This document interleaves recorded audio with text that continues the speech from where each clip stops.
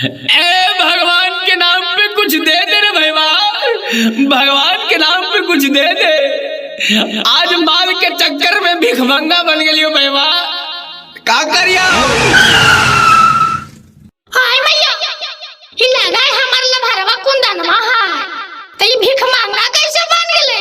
आगे हो गे रानी, हम कुंदनवे ही गे त तोरे चक्कर में ना भीख मांगा बन गई गे। एगे तो तू आइएगा ना लगे तो ये उन्हीं तू ही दे देना कुछ हो गए। अगर भगवान के नाम पर तू ही कुछ दे देगे। Mix by DJ Kundan Raj, Bholenath recording studio Banawar Bishunganj. एक साथ पढ़ हनी का खागा घंगा गे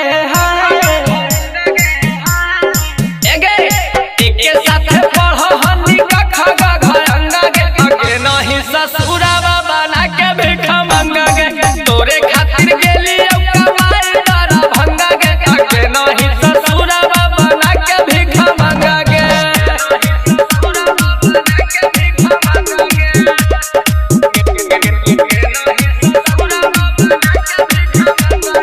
मिक्स बाय डीजे कुंदन राज।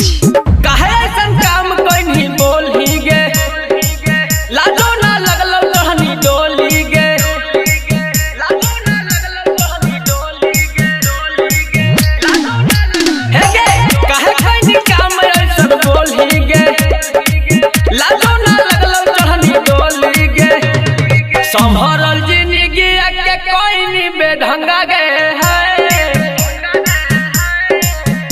एगे संभरल जिंदगी के कोई नहीं बेढंगा गे। आगे नहीं ससुरावा बना के भिखा मंगा गे, एके साथ पढ़ो हनी का खागा घंगा गे। आगे नहीं ससुरावा बना के भिखा मंगा गे।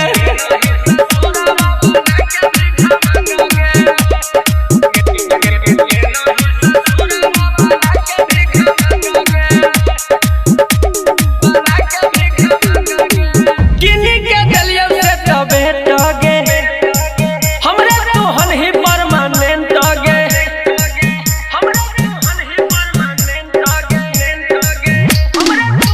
हे गे किन्हीं के गलियों से तबे टगे, हमरे तोहन ही परमानेंट गे।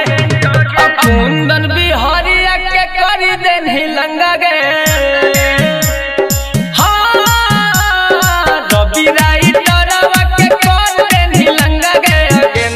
ससुरावा बना के भिखा मंगा गे, तोरे खातिर गेली कमाई तारा भंगा गे। आगे नहीं ससुरावा बना के भिखा मंगा गे, एके साथ पढ़ हनी का खागा घंगा गे। आगे नहीं ससुरावा बना के भिखा मंगा गे, तोरे खातिर गेली कमाई तारा भंगा गे। आगे नहीं ससुरावा बना के भिखा मंगा गे।